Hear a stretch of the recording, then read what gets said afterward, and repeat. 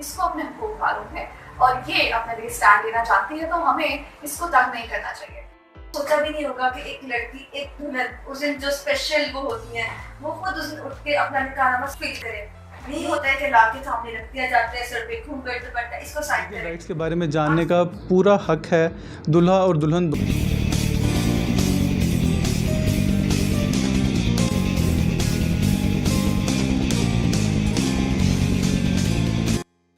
अस्सलाम वालेकुम, the insider life के साथ मैं हूं मरीम इमरान। आज की वीडियो में हम बात करने वाले हैं बहुत ही इंपॉर्टेंट टॉपिक पे, जो हर किसी की लाइफ का एक टर्निंग पॉइंट होता है, और वो क्या है? वो है निकाह। उसके बाद कोई ऐसा शख्स, कोई ऐसा इंसान जिसको आप जानते भी नहीं है, आपकी टॉप प्रायोरिटी बन जाता है, सबसे अहम, सबसे खास बन जाता है।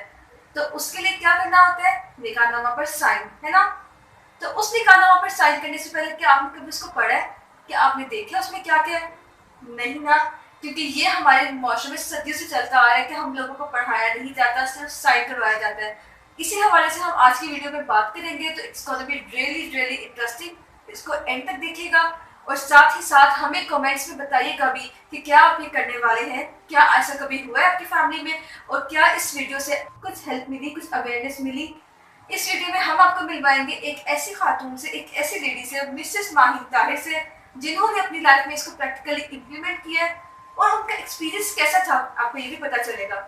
और साथ ही साथ हमारे साथ होंगे advocate high court mister Usman Khalil, तो उनसे हम पूछेंगे निकाहनामा की लीगल एस्पेक्ट्स क्या होते हैं। सो इसको एंड तक देखिएगा and stay tuned with us. उंगली पकड़ के तूने चलना सिखाया था ना, दहलीज ऊंची है ये पार करा दे। तो आज की वीडियो में हमारी special guest, the special one, Mrs Mahin Tahir. अस्सलाम वालेकुम माहिन। सबसे पहले तो thank you so much for giving us your time. आपने हमें टाइम दिया, हमारे लिए, हमारे चैनल के लिए टाइम निकाला, इसके लिए थैंक यू सो मच। और माहिन का इंट्रो मैं करवाना चाहती हूँ आप लोगों से। शी इज द गर्ल जो कि हमने फेसबुक पे देखा होगा, इंस्टाग्राम पे भी और काफी जगह न्यूज में भी, जिन्होंने अपना निकाहनामा खुद फिल किया। तो माहिन कैसे, मतलब एक एज से चलता आ रहा है एक कल्चर, एक ट्रेडिशन कि निकाहनामा जो मौलाना साहब आते हैं वो फिल करते हैं, या फिर हमारे पेरेंट्स या बड़े जो होते हैं ऑब्वियसली वो फिल करते हैं लड़की के सामने। सिर्फ निकाह के वक्त पेपर रख दिया जाता है उसका कि साइन करें। तो कहाँ से ख्याल आया? किसी ने कहा, किसी फ्रेंड ने कहा, किसी का देखा? How, when? First of all thank you so much for having me. आप लोग आए, बहुत शुक्रिया आपका। देखिए, मेरे निकाह से बहुत पहले ही मैंने सोच लिया था कि मैं निकाहनामा करूँगी, और एक उमंग थी दिल में, एक ख्वाहिश थी कि जिस सही चीज़ से औरत को मना किया जाता है, लड़की को मना किया जाता है कि ये काम तुमने नहीं करना, वो मैं करूँगी। तो निकाहनामा खुद से फिल करना उसमें से एक काम था जो मैंने सोचा कि मैं खुद करूँगी। एंड बेसिकली हमारे माशरे में खवातीन को दबाया जाता है कि तुम्हें नहीं पता, तुम क्या जानती हो इस बारे में, तुमने क्या करना है निकाहनामा पढ़ के, तुम्हें क्या मालूम है। तो मैंने कहा नहीं, ये मेरा निकाहनामा है और इसको मैं खुद फिल करूँ, तो बस किया। माहिन हमें प्लीज ये बताएं कि आपने खुद फिल किया सारा कुछ निकाहनामा, ऑब्वियसली आपकी इन-लॉज भी होंगे उस वक्त, आपकी फैमिली, तो इस चीज़ का आपकी मैरिड लाइफ पे उसके बाद कोई इफेक्ट हुआ, कोई असर पड़ा? बात किसी ने कुछ कहा तो नहीं कि देखिए उसने तो खुद फिल किया अपना निकाहनामा, इस तरह की कोई बात? देखिए, मेरे लिए निकाहनामा फिल करना एक नॉर्मल सी बात इसलिए कहूँगी क्योंकि वो एक एम्पावरिंग एक्सपीरियंस था। मैं और मेरे हस्बैंड जो है वो वुमेन एम्पावरमेंट पे बिलीव करते हैं, या फिर इस ख़वातीन की खुद मुख्तारी पे बिलीव करते हैं, तो वो प्रॉब्लमेटिक बात नहीं थी, और ना ही मेरे इन-लॉज में से किसी ने कुछ कहा, और मेरी मैरिड लाइफ पे ऐसा कोई ऐसे नहीं पड़ा। मगर एक चीज़ कहना चाहूँगी कि अगर आप निकाहनामा पे अपना स्ट्रेंथ और पावर शो करते हैं, इन अ सेंस कि ये आपकी लाइफ एक नई ज़िंदगी की शुरुआत है, उसका पहला कदम है, पहला स्टेप है, एक बिल्कुल ऐसे जैसे आपके एक नई जिंदगी के दरवाजे पे खड़े हैं, निकाहनामा वो मौका है। अगर उस वक्त आप अपनी स्ट्रेंथ शो करेंगे, अपनी खुद मुख्तारी, अपना कॉन्फिडेंस शो करेंगे, तो आपके जो फ्यूचर इन-लॉज हैं या फ्यूचर हस्बैंड जो हैं, उनको मालूम हो जाएगा कि ये लड़की जो है इसको अपने हुकूक मालूम है और ये अपने लिए स्टैंड लेना चाहती है, तो हमें इसको तंग नहीं करना चाहिए। पॉजिटिव इम्पैक्ट पड़ता है आपकी शादीशुदा जिंदगी में। वो जानते हैं कि अगर हम इसको तकलीफ देंगे तो ये बर्दाश्त नहीं करेगी और ये अपने हुकूक को जानती है, तो सब लोग अवेयर हो जाएंगे, आपके रिलेटिव्स, आपके इन-लॉज, आपके हस्बैंड।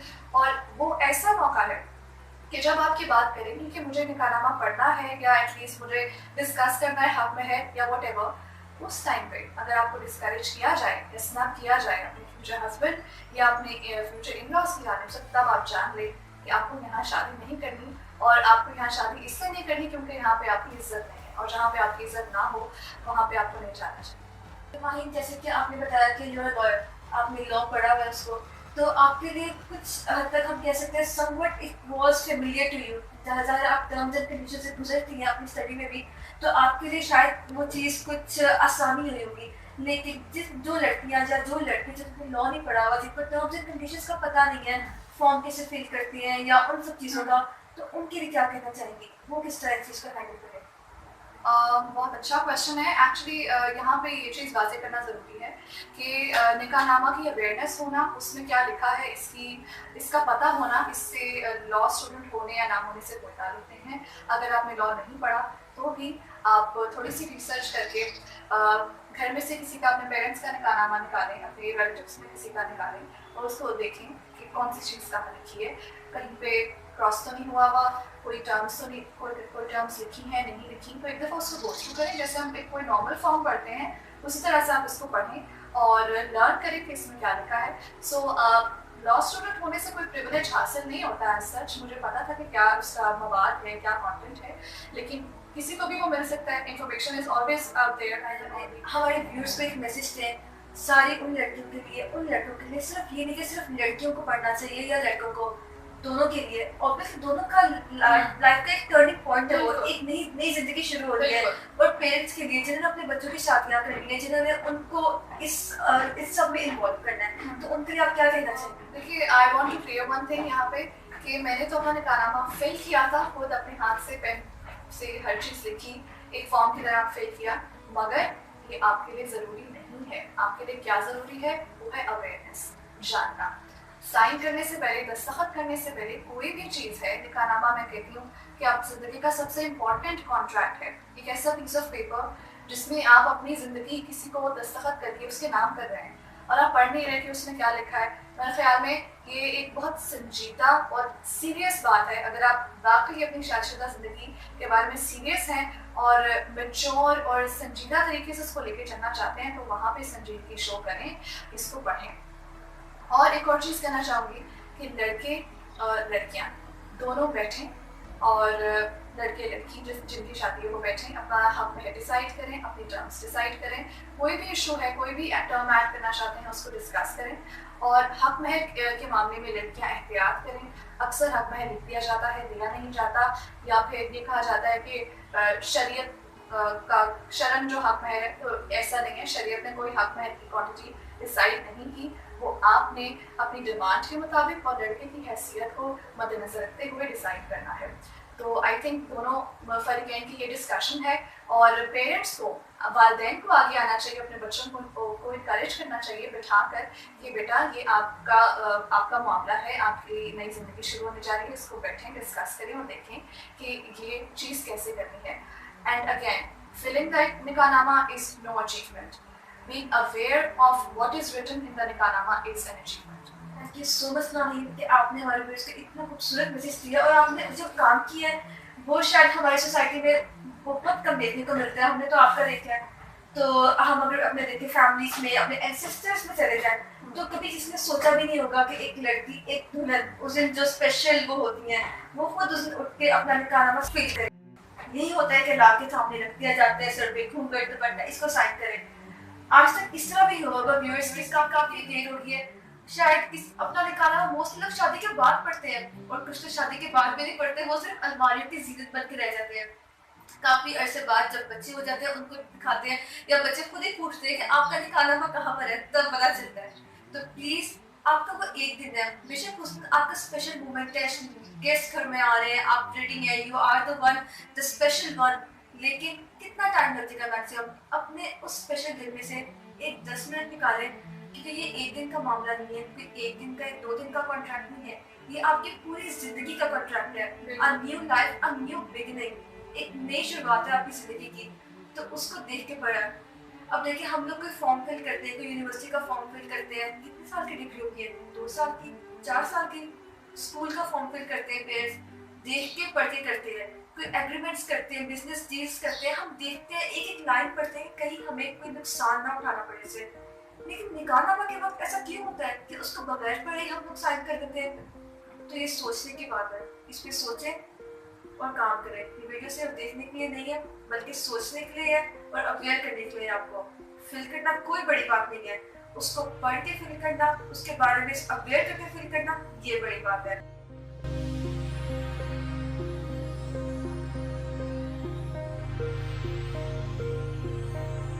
तो हमारे साथ मौजूद है advocate high court Usman Khalil साहब। तो अस्सलाम वालेकुम सर। वालेकुम अस्सलाम। Sir thank you so much अपना टाइम देने के लिए हमें। तो सर प्लीज़ अपने बारे में थोड़ा सा बताएं। जी, मेरा नाम उस्मान खलील है और मैंने 2013 में वकालत की तालीम हासिल की पंजाब यूनिवर्सिटी लॉ कॉलेज से। उसके बाद फिर मैंने लंदन से LLM की है 2017 में और 7 साल से मैं वकालत के शोबे से मुंसलिक हूँ। सर तो आज हम जिस मौजू पे बात करना चाह रहे हैं वो है निकाहनामा। ऑब्वियसली ये सबसे इम्पोर्टेंट चीज़ है हर एक की ज़िंदगी में। हम रोज़मर्रा की ज़िंदगी में काफ़ी एग्रीमेंट्स करते हैं, बिजनेस के एग्रीमेंट्स होते हैं, डील्स होती हैं, तो ऑब्वियसली उसको हम साइन करते वक्त पढ़ते हैं। तो आपके ख्याल में निकाहनामा साइन करने से पहले कितने लोग हैं जो उसको प्रॉपर्ली पढ़ते हैं? मेरा ख्याल है कि बहुत कम लोग हैं जो निकाहनामा को जो है वो साइन करने से पहले पढ़ते हैं। इसकी वजह ये है कि आमतौर पर शादियों के मौका पर टाइम की कमी के बायस लोगों को जल्दी होती है, जिसकी वजह से वो निकाहनामा प्रॉपर तरीके से पढ़ नहीं पाते।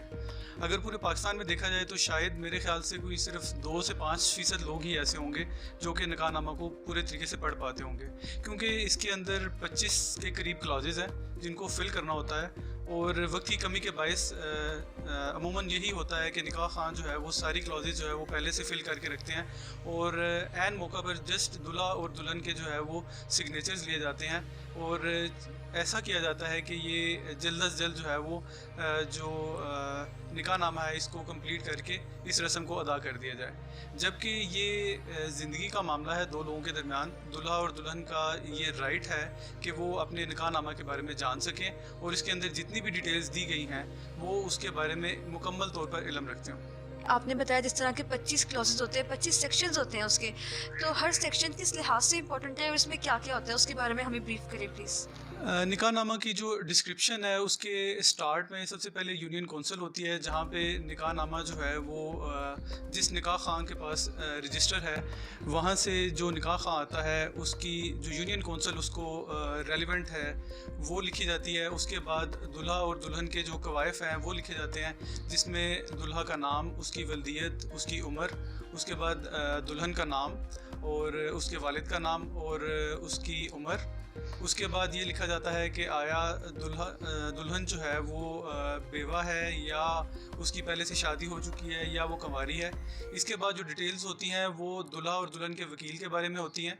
इसके बाद जो मेन डिटेल्स जिनके बारे में लीगल राइट्स के बारे में जानने का पूरा हक है दूल्हा और दुल्हन दोनों को, उसमें सबसे पहली चीज़ जो है वो हक महर है। उसके बाद वो जो हक महर है वो 2 तरह से होता है, एक तो उसी वक्त अदा कर दिया जाता है और एक डेफर कर दिया जाता है। उसके बाद जो सबसे मेन इंपॉर्टेंट जो कॉलम है वो कॉलम नंबर 18 है, जिसमें तलाक का जो राइट है वो तफवीज़ किया जा सकता है दुल्हन को। इसको कॉलम नंबर 18 में लिखा जाता है कि अगर उसमें वो तफवीज़ कर दिया जाए उस हक़ को दूल्हा की तरफ से, तो फिर सेम उसी तरह से जो दुल्हन है वो उसके बाद उसी तरह से तलाक दे सकती है जिस तरह से शोहर तलाक दे सकता है। उसके बाद जो कवायफ आते हैं वो ये है कि मेंटेनेंस के हवाले से जो चीज़ें लिखी जा सकती हैं। ये कुछ ब्रीफ डिस्क्रिप्शन है निकाहनामे की जिसको पढ़ना इंतहाई ज़रूरी है। तो सर एक केस में आपके सामने ये भी रखती हूँ कि अगर किसी केस में ऐसा हो कि अगर निकाह हो रहा है, लड़के को बगैर बताए हक महर की अमाउंट या जो भी है फिल किया जाए और बाद में उसके ऊपर वो फोर्स किया जाए उसको कि वो पे करे, तो इस मामले में लड़का कुछ कर सकता है? एडवाइस होगी लड़के और लड़की के मामले में, क्योंकि ये सारी ज़िंदगी का जो है वो कॉन्ट्रैक्ट है। तो मेरी यही रिक्वेस्ट है कि लड़का हो चाहे लड़की हो, दोनों जो हैं वो इसको साइन करने से पहले अच्छे तरीके से पढ़ लें कि इसमें टर्म्स एंड कंडीशंस जो हैं वो क्या फ़िल आउट की गई हैं। अगर आप इसको नहीं पढ़ते, फिर कल को जब ये चीज़ें सामने आती हैं, लड़ाई झगड़े बढ़ते हैं और वो टर्म्स एंड कंडीशंस अपने तौर पे लड़की वालों की तरफ से या लड़के वालों की तरफ से अपने तौर पे बाद में फ़िल कर ली जाती हैं, तो फिर ये क्लैशेस का सबब बनते हैं। मेरी रिक्वेस्ट यही होगी कि चाहे लड़का हो चाहे लड़की हो, जब भी उनका निकाह हो, आम तौर पर ये जब हमारे यहाँ निकाह की रस्म अदा की जा रही होती है तो सिर्फ जल्दी और जल्दी का जो है ना वो सबब बन रही होती है, और सुकून से ये काम करने के नहीं दिया जाता, चाहे वो लड़के वालों की तरफ से हो चाहे वो लड़की वालों की तरफ से हो। इतना टाइम ही नहीं दिया जाता कि जिसमें वो इस शराइत को जो है निकाहनामे में जो मेंशन की गई हैं उसको अच्छे तरीके से पढ़ सकें। तो मैं यही कहूँगा बार बार कि जब भी आप कोई देखें एग्रीमेंट भी साइन करते हैं तो आप सबसे पहले क्या करते हैं, उसकी जो टर्म्स एंड कंडीशंस हैं वो समझने की पूरी कोशिश करते हैं। निकाहनामा भी एक एग्रीमेंट है जिसको आपको समझने की पूरी ज़रूरत है, और आप जो टर्म्स एंड कंडीशंस तय करेंगे वो कल को आपके ऊपर बाइंडिंग होंगी। इसीलिए बार बार एक ही चीज़ के ऊपर स्ट्रेस अपॉन किया जाता है, चाहे वो देखें लड़की के जो तलाक़ तफवीज़ का राइट है कॉलम नंबर 18, चाहे वो हो, चाहे वो हक महर की बात हो, चाहे वो उसके ऊपर जहेज़ की बात हो, सारी चीज़ें, सारी टर्म्स एंड कंडीशंस वहाँ पे निकाहनामे पे लिखी जाती हैं। अगर कोई चीज़ कट कर दी जाती है तो आपके सामने ही होती है। इसलिए बराए मेहरबानी जब भी आप साइन करें निकाह करते वक्त, तो आप उससे पहले टर्म्स एंड कंडीशंस सारी फॉलो कर लें। अगर आप कोई चीज़ ख़त्म करना चाहते हैं तो उसको पूरे तरीके से लाइन लगाकर ख़त्म किया जाए। कि हक महर दो तरह के होते हैं, तो वो दो तरह के हक महर कौन से होते हैं और इनमें क्या फ़र्क होता है दोनों में? एक जो हक महर है वो उसे कहते हैं मौजल, जो कि फ़ौरी तौर पे अदा कर दिया जाता है, और दूसरा हक महर जो होता है वो शादी के बाद किसी भी वक्त अदा किया जाता है, जो कि दुल्हन किसी भी वक्त डिमांड कर सकती है। उसमें कोई भी टाइम पीरियड जो है वो मेंशन नहीं किया जाता। ये उसका पूरा राइट है, वो जिस वक्त चाहे वो डिमांड कर सकती है। ये दो तरह से जो है वो हक महर डिफ़ाइन। सर दूसरी बात ये कि अभी आपने डाइवोर्स का बताया कि डाइवोर्स का हक जो है वो लड़की भी ले सकती है, तो वो तो ज़ाहिर खुला भी लेती हैं, तो खुला में और ये डाइवोर्स के हक़ में इन दोनों में क्या फ़र्क है? इस बारे में जो है वो थोड़ा सा समझने की कोशिश करें कि बेसिकली जो कॉलम नंबर 18 है उसमें जो राइट दिया गया है ख़ातून को, वो ये राइट दिया गया है कि जिस तरह से शोहर अपनी बीवी को तलाक़ दे सकता है और उसके ऊपर किसी किस्म की इम्प्लिकेशंस नहीं है, किसी भी प्रोसेस को उस तरह से कोर्ट में जाके फॉलो नहीं करना पड़ता, तो जो बीवी है वो सेम उसी तरह से डिवोर्स दे सकती है अपने खामंद को, जिस तरह से खामंद अपनी बीवी को डिवोर्स दे सकता है। खुला और तलाक़ में डिफरेंस ये है कि अगर वो राइट उसके ऊपर कोई उसको कट कर दिया जाता है, तो उसमें डिफरेंस ये है कि जब खुला की तरफ बीवी जाएगी तो उसको थ्रू कोर्ट जो है वो खुला लेना पड़ेगा, और उसमें 4 से 6 महीने का एक प्रोसेस है जो उसे फेस करना पड़ेगा। और यहाँ की कोर्ट्स जो हैं, क्योंकि लोग वहाँ पे उस सिस्टम पे इस तरह से पूरे एतमाद नहीं है, थोड़ा सा प्रोसेस स्लो है, जिसकी वजह से जो है वो लोग खुला के प्रोसेस के जब अडॉप्ट करते हैं तो उसमें उन्हें कुछ मुश्किलात पेश आती हैं। तो यही कहा जाता है कि खुला जो है वो एक मुश्किल प्रोसेस है, क्योंकि टाइम टेकिंग है, जबकि तलाक़ अगर उसे राइट जो है वो बीवी को तफवीज़ कर दिया जाए तो वो उसी तरह से तलाक़ दे सकती है। अब दूसरा जो आपका सवाल था कि नॉर्मली हमारी सोसाइटी में इसको कट क्यों किया जाता है या वो हक जो है वो बीवी को क्यों नहीं दिया जाता, it's a bit you can say कि ये एक मेल डोमिनेटिंग सोसाइटी है। नॉर्मली ये ख्याल किया जाता है कि अगर ये राइट ख़ातून को या ख़वातीन को दे दिया जाए तो वो इसको बेतहाशा तौर पर इस्तेमाल कर सकती हैं, जबकि अगर ये नहीं भी दिया जा रहा तो इसका दूसरा ऑप्शन हमारे पास मौजूद है। हमारी अदालतों में आप खुला फ़ाइल कर सकते हैं, जो कि एक आसान प्रोसेस है। जस्ट उसमें यह है कि कुछ अवेयरनेस क्रिएट करने की ज़रूरत है ख़वातीन के अंदर, और कुछ जिद्दत लाने की ज़रूरत है हमारे जो जुडिशल प्रोसेस है, ताकि इस चीज़ को, इस काम को जल्द अज जल्द सर अंजाम दिया जा सके। तो व्यूअर्स, आपने सुना कितना इंपॉर्टेंट है पढ़ना निकाहनामा। तो I would request all of you कि जिनका निकाह होने वाला है, तो ऑब्वियसली वो आपका सबसे ज़्यादा इंपॉर्टेंट दिन होता है। उस दिन आपकी सबसे स्पेशल दिन, सिर्फ तैयारियों में मत रहें, इसको भी एक दफ़ा ध्यान से पढ़ लें। मैक्सिमम कितना टाइम लग जाएगा? 5 मिनट, 10 मिनट, लेकिन ये 5-10 मिनट आपकी पूरी ज़िंदगी पर डिपेंड करते हैं। तो प्लीज़ इसको ध्यान से पढ़ें और सोच के समझ के फिर फिल करें। Okay sir, thank you so much, आपने हमारा टाइम निकाला और इतनी इंपॉर्टेंट बात जिसको शायद इतना कोई एड्रेस भी नहीं करता, और ना इस पे हम लोग क्या कहते हैं बात करते हैं, और ना इसको इतना इंपॉर्टेंट समझा जाता है, उसके लिए आपने टाइम निकाला और लोगों को awareness the. So thank you so much team insider की तरफ से।